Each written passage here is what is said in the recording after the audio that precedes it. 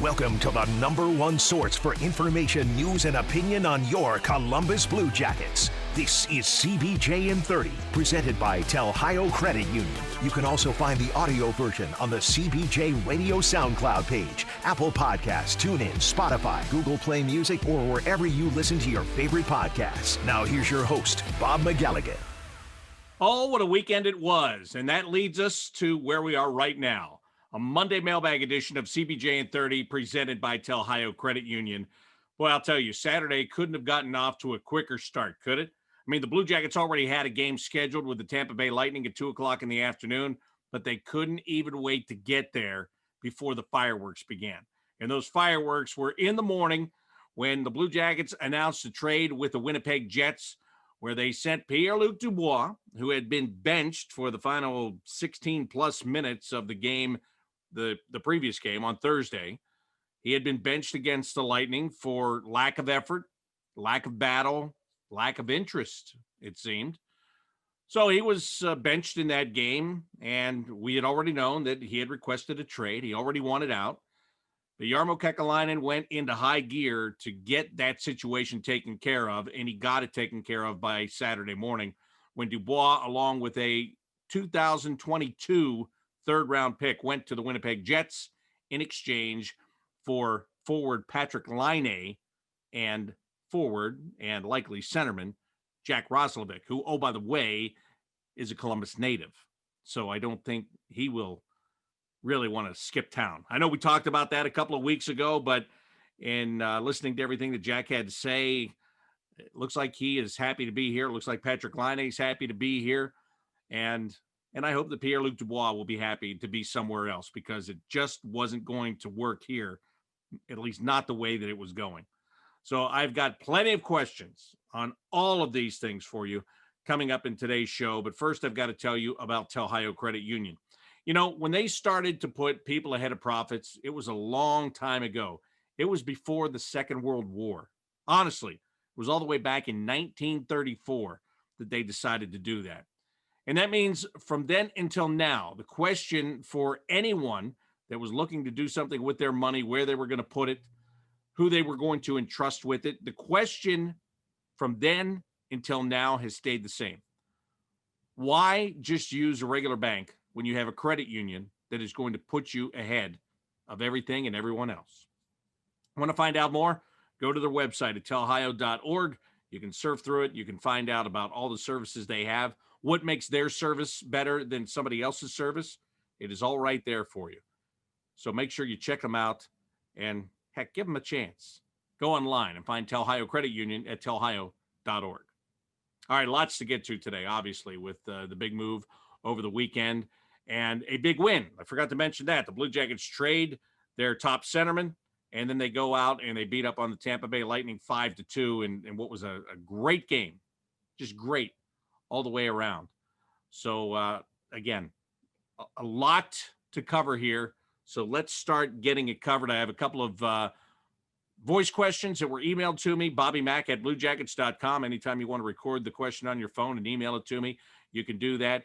And that's what a couple of people have done. So let's just go ahead and get things kicked off and get started with this, because there's a lot to address. You have a lot of questions about this situation. I have a lot of answers about this situation as well. So here we go. Hey, Bob. Cameron Maynard here from Belford, Kentucky. So we acquired Patrik Laine and Jack Roslovic from the Winnipeg Jets. It was clearly time for Pierre-Luc Dubois to go. You know, he wanted out of there. He was disgruntled. And, you know, in my opinion, we got a very good return for him. But, you know, Patrik Laine, I mean, he's the goal scorer that I've been preaching for like at least a year and a half now, definitely since last summer, that we needed, that we need in order to be a Stanley Cup contender. I know that we don't have every piece necessary to win a Stanley Cup, but getting Laine, in my opinion, is a big step in that direction. You know, he scored 36 goals in his first season in Winnipeg. Second season, he scored 44. Third season, he scored 30. And last year, he scored 28. Now, obviously, it would be good if we can keep this guy long-term, because he is that's a big boost to our offense right there. But, you know, not to be negative here, but my only concern is that, you know, star players, when they come to Columbus, you know, they have a pretty strong penchant for coming here, not staying very long, and wanting to leave, just like Artemi Panarin did. People have said that, however, that Jarmo Kekalainen's relationship with Patrik Laine and the fact that they're both Finnish really can really play a factor in whether or not the Blue Jackets sign Laine long term, and that makes it to where the odds are really in the Jackets' favor. And I hope they're right about that. I really hope that those reasons alone can make it to where we can re-sign Laine long term, because if we can get a deal done with him after this season, him, Oliver Bjorkstrand, Alexander Texier, Cam Atkinson, if he gets it all together, because in my opinion, he just hasn't been the same since Artemi Panarin's left. And, Zach Werenski, if he can, continue his goal scoring that he, pick up where he left off last year as a goal scorer as a defenseman, then, obviously we'll have to keep Elvis or Korpisalo, but I mean, that'd be a nice offense right there. I think that's an offense that can put up a lot of goals if we can keep Laine. And, do you think we can re-sign him long term? Do you think that Laine's relationship with Jarmo is good enough to where we can keep him long term? I mean, I really hope it is, because, that can only be very beneficial for us in the long run. Look forward to you answering my question, and go Jackets. Thanks, Bob. Well, thank you, Cameron. And I love the passion. I really do. I love the passion in your voice and the thought that goes into the questions. And you're not alone. I mean, everybody that is asking these questions has that same passion, and that's what I love about it. But let me just address a couple of things there. You cannot be running around scared that you've got another player that's going to want to leave. Okay? That mentality has got to be taken out of your mind as a fan. I know why it's there. I get it why it's there. And I've said this before, I'll say it again. When Panarin came over from Russia, he had planned on being a member of the Chicago Blackhawks. They traded him. He had no control of that. And then he didn't want to be in Columbus. He wanted to be in a bigger market. Okay? So it wasn't a guy you drafted and developed. Dubois was. I get it. And Laine would fit the Panarin bill, right? If he comes in here and he wants to go somewhere else, bigger market, whatever. Okay, he would, but he doesn't have that right. And see, Panarin was an unrestricted free agent. Laine is still a restricted free agent. So there's a little bit of leverage there. So this is what I'm going to tell you. To me, Jarmo Kekalainen is a really smart guy. And for him to make this deal, he has to feel as though he can get something done with Patrik Laine. Whether he does or whether he doesn't, if he's right or he's wrong, I don't know. But I would think that he feels that he can. Let's just say that he can't. Where does that put you? Are you back in a bad spot? Yeah, you're in a bad spot because you're going to have to face all this talk about guys not wanting to stay here again. But you can flip him, whether it would be at the trade deadline, which I don't think it would. I expect the Blue Jackets to be in the hunt.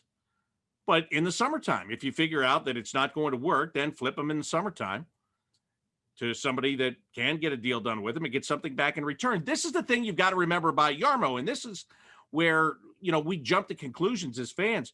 Look at what he has done. He had a Ryan Johansson problem. He turned it into a Seth Jones solution. Here, he has a Pierre-Luc Dubois problem. He's turned it into a Jack Roslovic and Patrik Laine solution. He's pretty good at this. And his back was against the wall here, and he was still able to pull this off in a very short amount of time. So I give him credit look, when he traded for Brandon Saad, we didn't see that coming, right? We didn't see it. When he flipped Saad back to Chicago for Panarin, we didn't see that coming.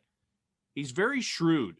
So until, for lack of a better term, until he screws it up, I'm staying with him. I'm giving him the benefit of the doubt. But he must feel as though he can get this guy signed. But the whole notion of nobody wants to stay here in a black cloud, I know why you feel that way. I get it, but we've all got to get over it. We've got to get over it. And if this guy comes in and shoots the lights out, and thanks for breaking down all his goal numbers for the last couple of years, I don't have to do it. Appreciate that, Cameron. But if he shoots the lights out, it's going to solve a lot of problems here. He is the scorer that they've been looking for, or he has been in the past.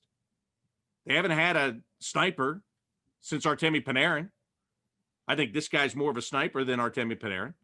Everybody says, well, can he play for Torts? Can he play? Listen, for John Tortorella, all you have to do is give effort. If you're trying, you're fine. If you're working hard, you're fine. The minute you decide to do something else, you're gone. As Pierre-Luc Dubois.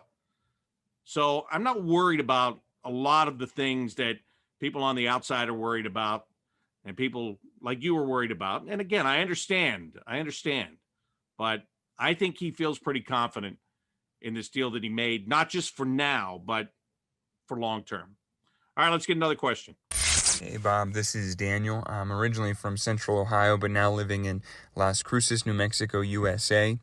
My question for you was, do you know our new acquisition, Jack Levick? I know he was part of the AAA Blue Jackets, so I didn't know if you had a relationship with him that way. And if you do, what is your impression of him, and how do you think he'll fit in with the Blue Jackets? Thanks, Bob. Have a good one. Daniel, thanks for checking in from all the way out there in New Mexico. I always appreciate it. I love when people check in from far away, especially. I love everybody here, don't get me wrong. But the last couple of games I was doing in Saturday afternoons was on NHL radio on Sirius XM, and it was great just to get people to say where they were listening from, and it's all over the world. It's awesome. But to answer your question, I do not have a relationship with Jack Levick. I've never met Jack. I know he's been around here, and he played for the AAA Blue Jackets, as you said. He's a Columbus guy. He mentioned in his press conference his parents have had tickets since the team came to town in 2000. So all good things, right? All good things. Signed a 2-year deal right away after he was holding out and he didn't want to go back to the Jets. He signs a 2-year deal here. He's going to get an opportunity here. There are minutes here that he wasn't getting there. I think they're going to give him a pretty big opportunity here to see what he can do with it. And it's going to be up to him, what he does with it. But it's not important about my relationship with him, to be honest with you. It's important about the guys on the team. And I know he mentioned when we talked to him after the game on Saturday, he mentioned Cam Atkinson. He knows Cam. He has a relationship there. He skated with some of these guys while he's been in town. So that's the important thing. And they've got to feel good about him as a teammate. He has to feel good about becoming their teammate. So that's the relationship that counts. But I have no further inside information for you on that because I don't know him. When I meet him next time, it'll be the first time. How's that? I've watched him play, obviously. I've called the games that the Blue Jackets have played the Jets. But the next time I meet him will be the first time that I meet him. All right, for those of you that are watching the show via video, we've got a video question here. So let's go right back to that. Hey, Bob, it's your dude, Josh from Grove City, Ohio. So I'm thrilled, man, with how the weekend went with the trade and with a nice win over the Lightning. Now, I would love to get your thoughts on who you think Line A could potentially work well with as far as his line mates, because I think he could work well with quite a few different guys, but I really have no idea initially how and where he's going to fit in. Of course, the lines will likely change and there'll be some experimentation, but yeah, I'd love to hear your thoughts on who you think he might fit well with once he joins the lineup. Thanks, man.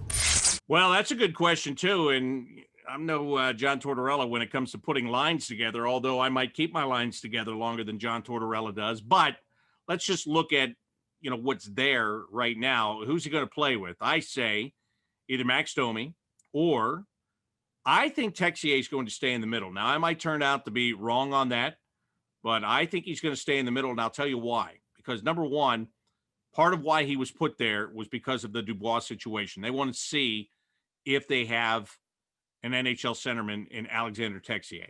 I think he's been really good. I think, I've liked him skating with, Jenner and Bjorkstrand, although that might change because I could see Line A being with Bjorkstrand, although maybe Texier winds up being that guy. Maybe they just try it and see how it works. I mean, you've got a young kid that's busting his hump every time he comes over the boards.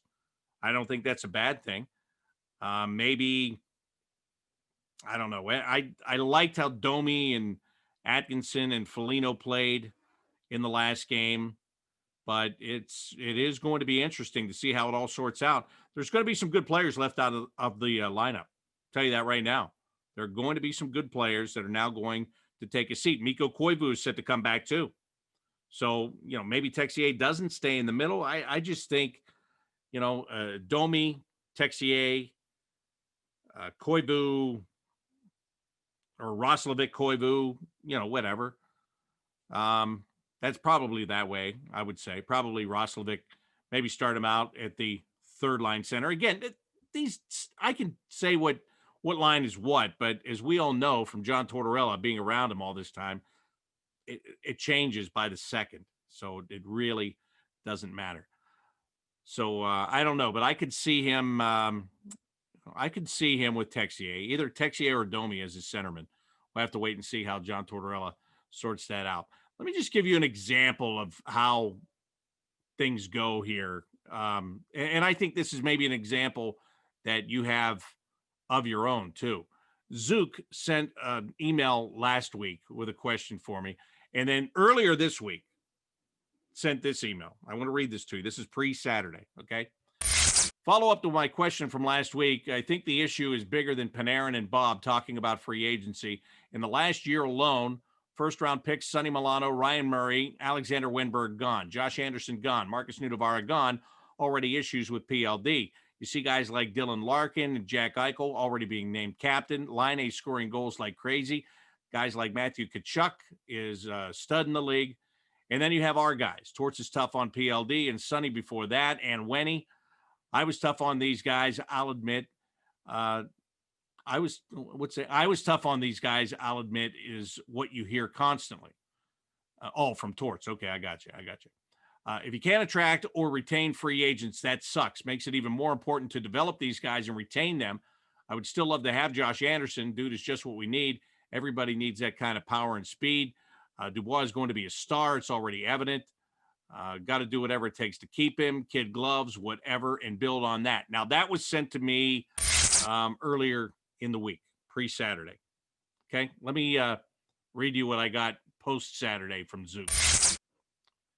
What a week. My mind is blown. The resilience of this team is incredible. Go Yarmo, go Jackets. That's how we are, right? That's literally how we are. But I want to go back to that first one, and where Zook is talking about the guys that have left. Yes, Panarin and Bobrovsky, both free agents. You could talk about Sonny Milano being a first-round pick and leaving, but Sonny Milano, that was not a good first-round pick. Let's just be honest. Let's call a spade a spade. That was not a great first-round pick. He did not pan out. I don't care who the coach is. I just think that he has a certain skill set, and unless he can fall into a situation where he can just use that and not be worried about anything else, he's not going to thrive. He's an offensive guy. Defense is not necessarily in his vocabulary. And defense is a big part of the game now in the NHL because it's so fast and so quick. It's great when you have that skill, but you've got to play defense too. So he just, looking back at it, he wasn't a great number one, or wasn't a great first round pick. Ryan Murray, he was second overall, but he was hurt so much. He spent more time on the injured reserve list than he did on the ice in the last couple of years. So that is, Ryan Murray would have stayed here, and he signed a deal here last year. I don't think he was unhappy, but he wasn't playing. So, Nudavara, his play had dropped off. I thought last year he really struggled. I know he had an injury, but he just never, when he was healthy, then he couldn't even beat out the guys that are in there right now. He couldn't beat out Dean Kukin. He couldn't beat out Andrew Peak, and Peak's not even playing now. Delzano's in there. So that is not as big of a loss to me as it may appear to you. The Josh Anderson situation, that was a contract thing. His feelings were hurt. He wasn't going to stay. That's just, I like Josh Anderson, but I thought he handled that whole thing badly. I thought he handled it wrong. What's the matter with, I think he's now in Montreal. He's got a big contract that's working out for him. That's great. But, you're looking at the sum of the parts. Look at the parts, okay? Look at the parts. And yes, there were number one picks in there. But again, did Alexander Wenberg ever play like a number one pick after the one season where he got the payday? Answer me that. I know the answer. You know the answer. The answer is no, he didn't. Because if he had, he would still be here. He wouldn't have been overpaid and slotted incorrectly when it came to the salary cap. Okay? So again, don't look at the sum of the parts and all these first-round picks that are leaving. Look, you don't hit a home run with every first-round pick that you make. Okay? And this is where I give Yarmo credit. You've got to make deals. You got to make trades. He's picked up some really good players in trades. He seems to have a pretty good touch at that. Is it better than drafting? that I think the jury is still a bit out on that. Texier is not looking bad. He was a second-round pick. He didn't have a first-round pick. Liam Foodie is developing. That's going to be a work in progress. Okay? But do you understand what I'm saying? I hope you do. Let's go on, and let me get some stuff from Twitter at Bobby Mac Sports before I go on here and pick up. You know what? I'm going to tell you right now, I've got so many questions today. I'm going to try to get to as many as I possibly can, but if I don't get to all of them, don't be offended. I mean, there is a pseudo time limit on this show, and I try to stay within that and try to make it fair. So again, just don't be offended. Don't pull a, I was going to say, don't pull a PLD on me, but I can't do that because that just wouldn't be right. Would it? I like Pierre-Luc. Again, I don't like what he did, but I like him, but I don't like what he did. All right, here's a question. Jody tweeted this one in and said, to me, it seemed like after the trade happened, the Blue Jackets had a different step in their game, or did I see something else aside from some fixes from Thursday's game? No, you did not see something different. I saw the same thing. Everybody saw the same thing. Yeah, there was more jump. Yes, they went over things. Yes, they concentrated more on their play in the neutral zone and all that, and they did it better. But I think what you saw on Saturday afternoon was what John Tortorella was talking about the day before when he said that it's about coaching a team. And if this team doesn't play together, they're not going anywhere. That's just the way it is here. It's not about star players. It's about, because you don't have any. You might have one now with Laine, but it's about everybody doing their job and playing as a team. And I don't think they did that in the first 5 games. I think they did it to a T on Saturday afternoon. And I thought they had a lot more jump too. And I was uncertain if it was just me seeing it from the press box, seeing it from the press box in a pandemic situation, not being able to talk to anybody. So I reached out to try to get some information after that game. And here's what I was told: that the energy was completely different, that it was like a weight had been lifted off the entire group, that they felt like they could just go out and play. And that on the bench, the energy was very high. There were high fives going around. Guys were smiling. They were having fun. And as it was put to me, and I want you to remember this because I think this is a really good point, it wasn't just because they had made the trade and taken Pierre-Luc Dubois out of the mix and they didn't have to worry about that. It goes beyond that. It goes beyond him leaving. It goes to what are they getting in return? I mentioned earlier, guys on this team know Jack Roslovic. They are excited about having him as a teammate, but they're really excited about Laine coming in here, a superstar player. For a team that can't score goals, you're bringing in a prolific goal scorer. That excites them. So it's not just that our problem is gone. It's that the problem is gone and he wasn't just dumped for some future draft picks, that the organization went out, and Jarmo in particular, went out and found a way to make it work and potentially make them better. Instead of just dumping it, saying, hey, we'll take a first rounder and a second rounder and some fourth line guy that you have or whatever. We got to do what we got to do, and this is all we can get. They didn't do that. He didn't do that. He went out there and he found a way to make his team better when he was backed into a corner. And that's what they're really excited about.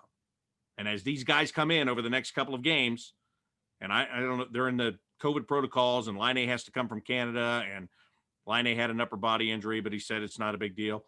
Roslovic, I think, because he was already in town, I'd be surprised if he doesn't play tomorrow against the Panthers. So when they come into the lineup, that's going to be another shot. I think they had a shot of energy on Saturday because one problem was gone and they know what else is coming. As those other pieces come in, that's even more energy for them. And then the competition is on. Who's going to be in the lineup and who's not going to be in the lineup?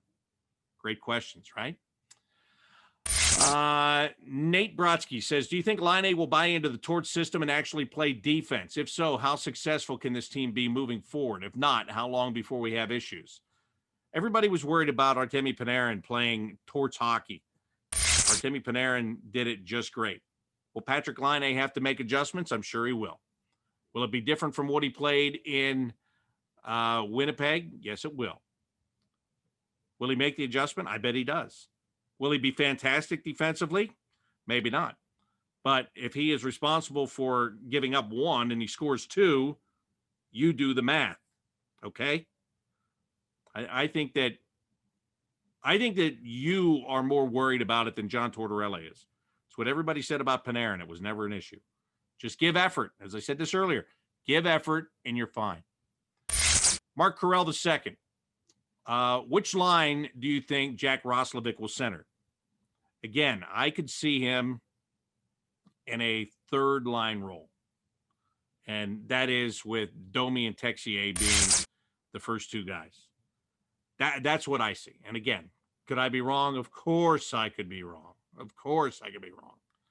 But and I know Roslovic wants to be a top 6 guy. Maybe they give him that opportunity right away and let Texier play third line center. Maybe Koivu comes back in, takes over the fourth line. And where's Riley Nash? It's a good question, right? Remember, Riley Nash was working out on the wing in the scrimmage games. Don't forget that. He was playing fourth line wing. Now, Eric Robinson had a empty net goal the other day. I know he's played well. He might find himself pinched out. Nathan Gerby played well the other day. Might find himself pinched out. Kevin Stenlund, who I would lobby to keep this guy in the lineup somehow, some way, especially to play on the power play. But again, there's a plethora there. So what do you do? Right? What do you do? Good problems to have. Bakes says, do you believe that Line A could be the best scorer we've ever had, better than Nash, Panarin, or Fedorov? And do you see Yarmo trading for a top 6 center right now? I don't see Yarmo trading for anything right now. I mean, how's he going to get a top 6 center with what he just did? I think that's something that waits until the offseason. Remember, you have 2 goalies that are battling it out. And good to see Elvis get a win the other day, by the way. That was important for him. Important for the team, important for him. There may be a goalie on the move during the next offseason to try to help out with that centerman role. So I don't think he's going to do it right now. If it comes deadline time, if there's something that makes sense, perhaps. But, again, they're so hard to find. Top 6 center, so hard to find. Let's see here. Lauren says, it's great to finally have offense coming from so many different players like Saturday afternoon. Do you feel like some of the guys we've been waiting on, Cam Atkinson, Nick Foligno, Boone Jenner, are finally back in a rhythm, or is it too soon to tell? Lauren also says, I'll promise one of these days to remember to plan ahead and make a voice memo. Okay, hold you to that. Yeah, Cam Atkinson looked like Cam Atkinson the other day. Nick Foligno and Boone Jenner have been great. They've been scoring goals. I have no problem with them. Atkinson, I was wondering when he was going to show up. He showed up on Saturday. He looked good. As John Tortorella says, he was darting. He had that quickness. And it's that quickness that makes him a dangerous player. And it's that quickness the Blue Jackets need. So I hope that he is finding his stride. SG, how long will it take the team to print the 5th Line A t-shirts? It's pretty good. Should have copyrighted it before you asked me about it. That's the only mistake you made. That is pretty good, though. Also says, thanks for getting me through not having the ability to watch the games. You're the best. Thank you, SG. I appreciate that. I know a lot of people have been struggling with that. And I only know because I see your stuff on social media. But I'm glad to have new listeners. I'm glad to have a lot of listeners. And I'm glad to be able to ease your pain a little bit. Let's see. Kevin, who do you see being the number 1 centerman now the PLD is gone? Maybe Texier? He's looked great so far, but that might be too much too soon. And again, Domi still seems to be easing into things. He might not be ready for the top line either. Any thoughts? Yeah, I have some thoughts. And again, I think you're right. I think it could be either one of those guys. But I think for Max Domi, opportunity is knocking right now, right? I mean, this is when you came here and everybody said you're going to be a second line center. If you wanted to be a number 1 and you said you did, here's your chance. Here is your chance. And I think, well, I should say, I was going to say I think they'll give him that opportunity. But again, it depends who they feel that Line A is going to have the best fit with, or if they want to break up, maybe they like the Domi, Atkinson, Foligno, and they want to keep it together. If that's the case, then Patrick Liney's playing on the first line, right? I mean, I can say whatever I want to about not having numbers on lines, but Patrick Liney's playing on the top line A. Get it? See what I did there? So it'll be interesting. So I still think Domi and Texier are the two. I think they're the top two centermen. And there's other things they can do there if they want to, but I think they'll stay with that. Joe Burkett, a.k.a. Wet Blanket on the Fire. Watch this. How long before Torts benches Line A? Give me a break, Joe. Come on. I shouldn't have even read it, but I just wanted to read it just so I could tell you how stupid it was. He's not going to bench him. And I'll answer your question. If he gets benched, it will be on the day he doesn't give effort. And I don't think that day is going to come for Patrick Laine. All right? Oh, goodness. Let's see. What else can I get to? James says, hey, Bob, thanks for your hard work. How will the fan base and the team be perceived around the league if Laine doesn't want to stay and we have to deal with this persona that no one wants to be here all over again, which I personally think has been exaggerated to begin with? Again, James, I agree. And I went over this a little bit ago, the fact that, if he doesn't want to stay, then just trade him for something. You're going to get a lot for him. You are going to get a lot for the guy if you have to trade him. So you want the centerman? Find somebody that's got a lot of centers. There's a rumor floating around that he wants to go play in Los Angeles. Okay, they've got a bunch of good young centermen. So there's a start, right? If you want to have a conversation with somebody, there's a start. And I'm not saying he's going to do that. Again, it wouldn't surprise me in the least if all of a sudden Jarmo Kekalainen comes out and he goes, hey, we got this guy signed for the next 8 years. It just wouldn't. Look, he knows the kid, not just just because he's Finnish, but he knows him. He knows people that know him. I still think that he felt comfortable making this deal regardless of if Laine stays or not. But I have to think that he has a pretty good feeling he can get this done. So, and again, that's the last thing I'm going to ask about people not wanting to be here. And I'm not saying we're never going to have to address it again. Maybe we will, but it's not going to be today. Okay. Cindy says, would love your thoughts on what the Blue Jackets need to do line-wise and strategy-wise to bring some consistent success to the power play this year. Well, Cindy, I think they just did something by getting Patrick Laine, a very highly skilled shooter. So that's a good start. That is a good start. But speaking of the power play, speaking of that, let's see if I get, I think I have a question here about something that has to do with the power play. And I hope that I'm choosing the right one. If memory serves, which is, it's a crapshoot anymore, right? Whether or not memory serves the way that you think that it does. Let's check out this audio question that I had emailed to me. Hi, Bob. Jonathan from Grove City here. Wanted to ask you a question, not about Patrick Laine, because I figure you're going to have a lot of those already. And I wanted to know, what can the Blue Jackets do to improve their zone entry and puck possession? To me, that's one of the biggest weaknesses I see on this team, is that they almost always are forced to dump and chase because very few guys are able to effectively carry the puck through the neutral zone and enter the offensive zone to set up the offense. It's most noticeable on the power play when, if they lose the zone, they may never get back in, more than likely. I think most of the time, if they don't win the initial faceoff and that puck goes to the other end, they are more than likely never going to actually set up the offense after that point. So is that something that the personnel that they have just needs to get better at? Or is it something that with who they have that they just have to play dump and chase and play really tough in the boards, and that's just going to be their identity? Just wanted to get your thoughts on that. Thanks, Bob.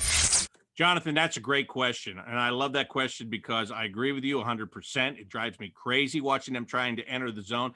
During training camp, they played those 2 scrimmage games. And the way they set them up is in the third period, they did power play. And the way they did it was the faceoff was always in the offensive zone. And then they weren't even taking the faceoff. They had the linesman just throwing the puck back to the guy at the point. And I didn't understand that because their 2 biggest problems on the power play are winning the faceoff and entering the zone. And those two problems are interchangeable. Which one's one, which one's two? It just depends where the puck is. They have been terrible at winning faceoffs and getting offensive zone possession. But you're right. The zone entries drive me nuts. And last year, it seems like, and watch how many times they do it and tell me if I'm right or wrong.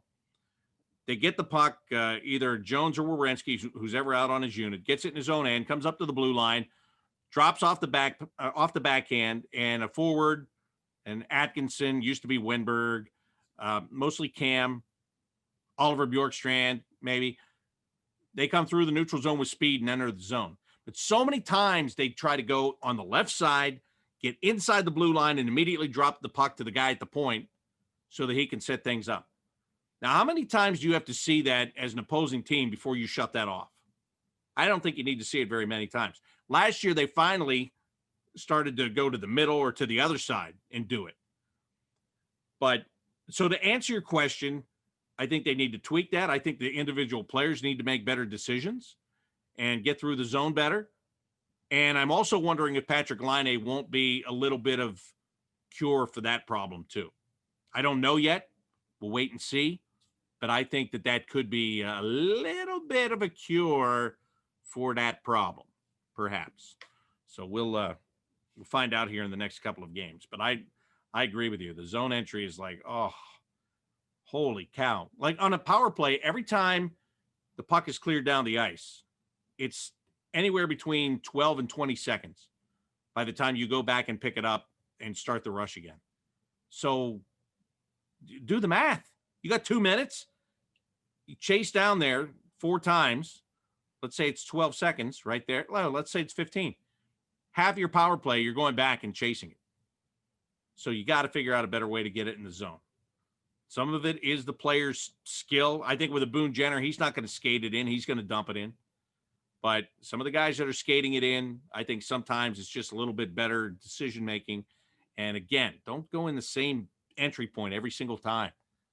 Do change it up a little bit. Please change it up a little bit. And they have, in all fairness, they have. But it's still something they really do have to get better at. So you are right about that. Absolutely right about that. All right, let's see what we have next. Hey, Bob, Dave in New York.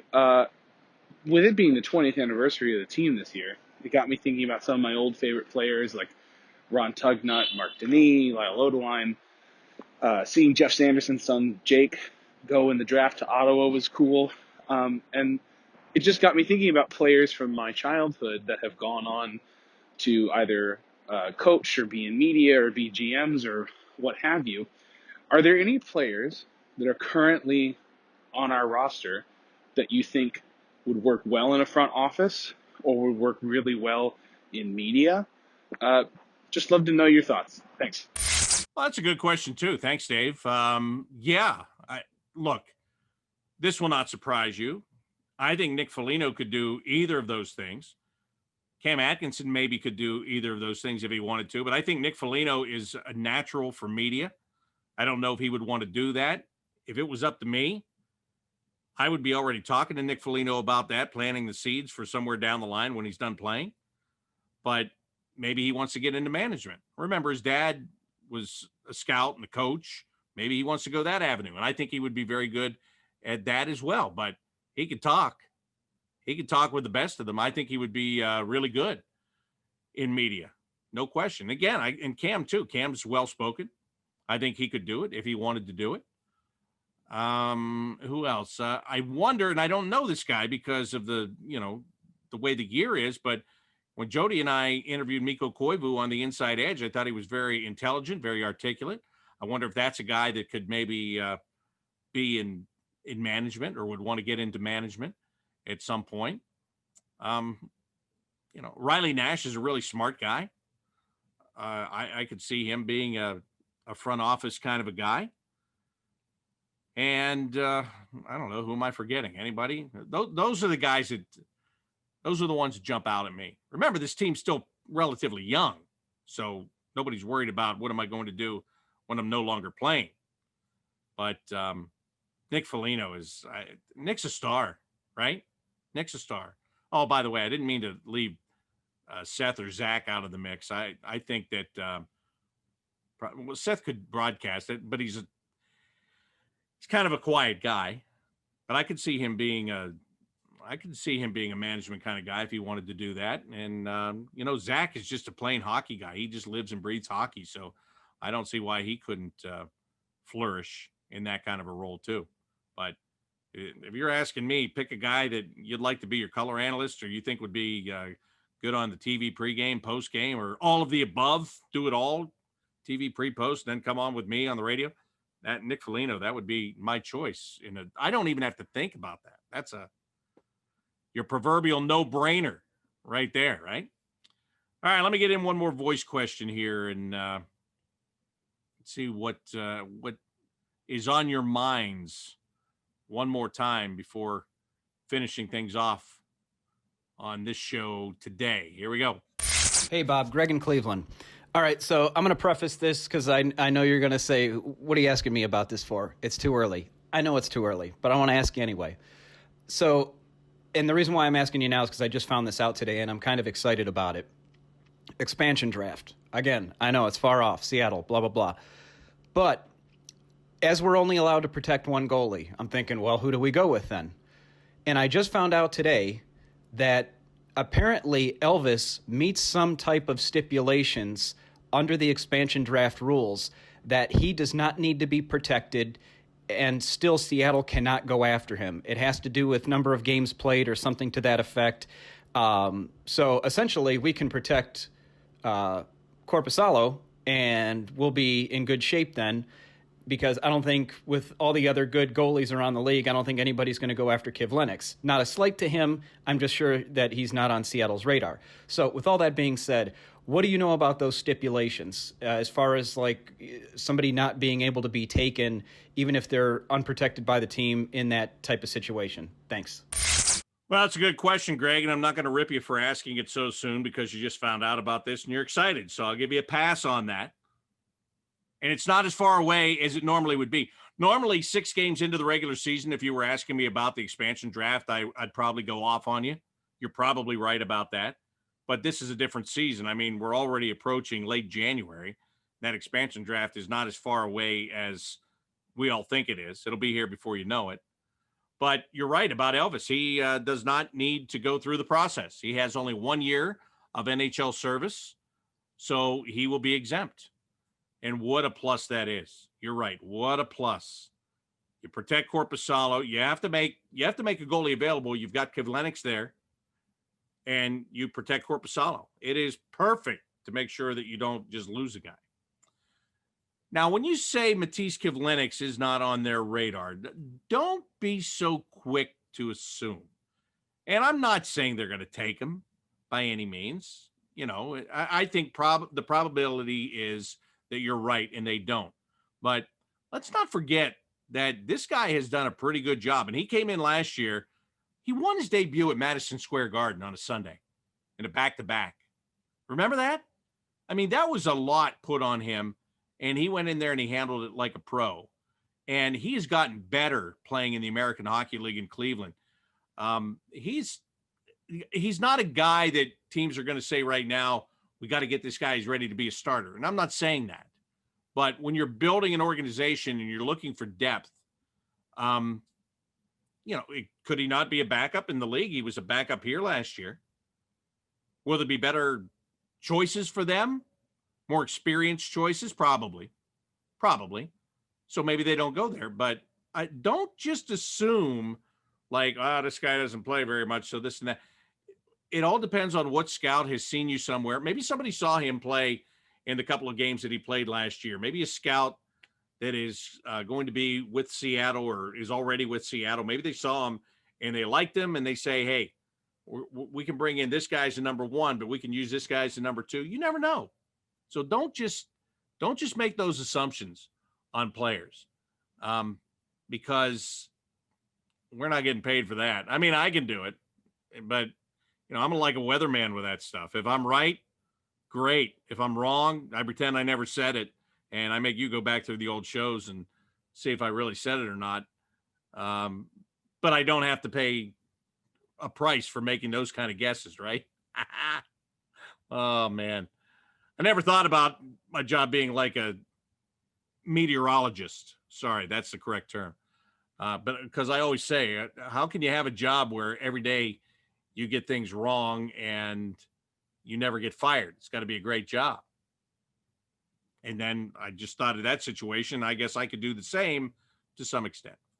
Brian Edwards, I didn't get to your question. Brian says, does Patrick Laine's restricted free agent status mean if someone signs him to an offer sheet, we get draft picks? If so, I would call this a huge win for the Blue Jackets in the trade. Yeah, I guess that could still be a possibility. So, like I said, I think you're going to know whether or not he's going to want to stay here. And then, and you can go from there. You can move him, you can get assets, all that stuff. So I think it's a good trade. I do. I think it's a good trade. I know I was looking at all the experts and grading the trade, and, Dubois is a 22-year-old center. So Winnipeg wins this, Winnipeg wins that. Look, this team can't score, and they're getting a prolific scorer. So until you prove me wrong, I think the Blue Jackets did really well in this trade. Charles Anderson, did I answer your question? If I did this once before, it's getting so long now, I can't. I told you, the memory's only once in a while. Who do you think fills the center depth, short term and long term? Domi, Texier, Nash, Koivu, Roslovic, Jenner, Stenlund. Did I go through that? Jenner's not going to be in there. There's no way Jenner's playing center position now. Unless you bump out Texier. There's no need to do that.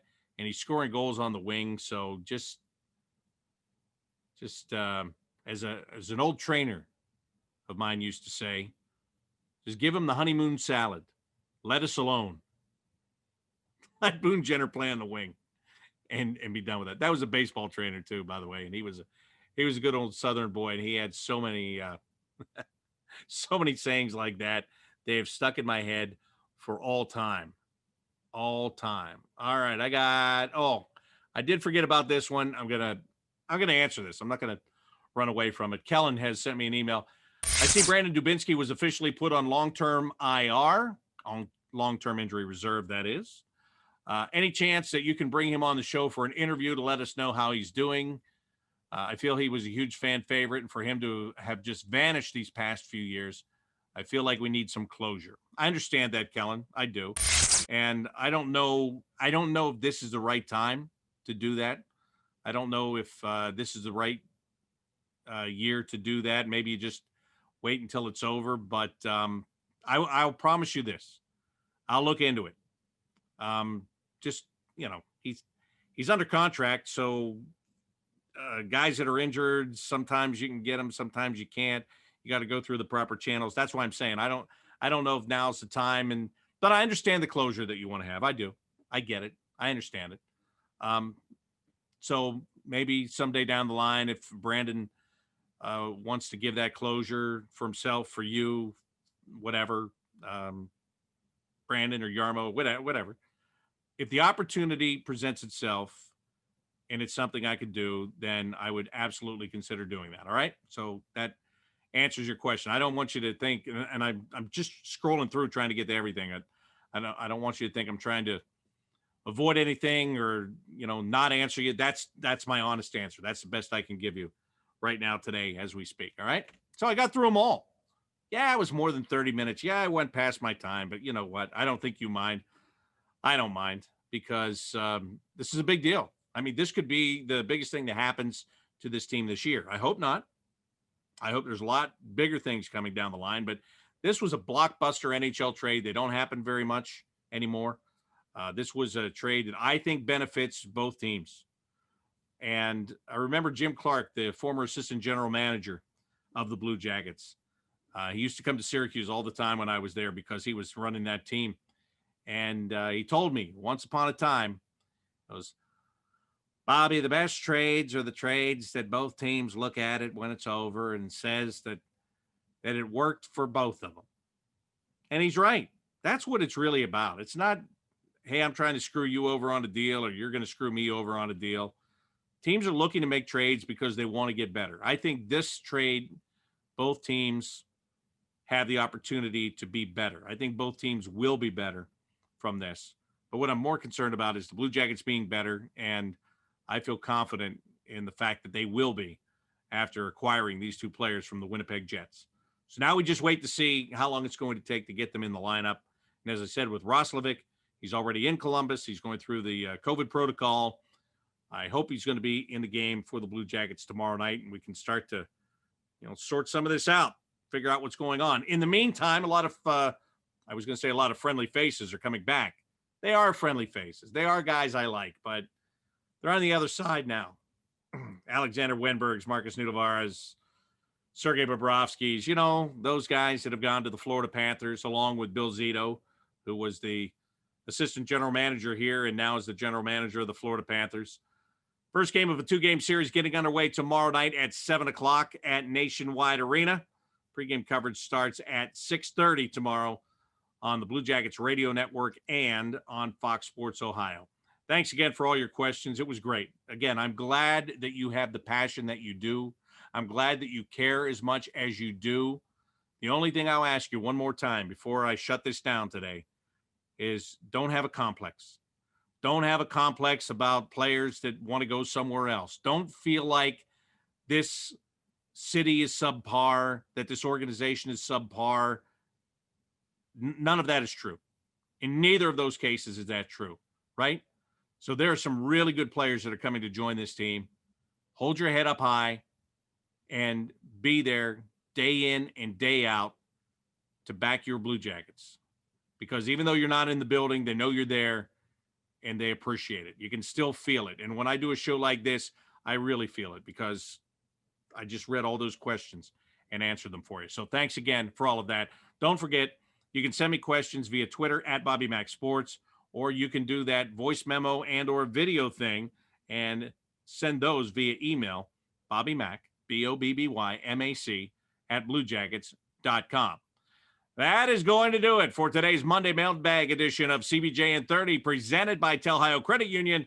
Till next time, I'm Bob McElligott saying so long.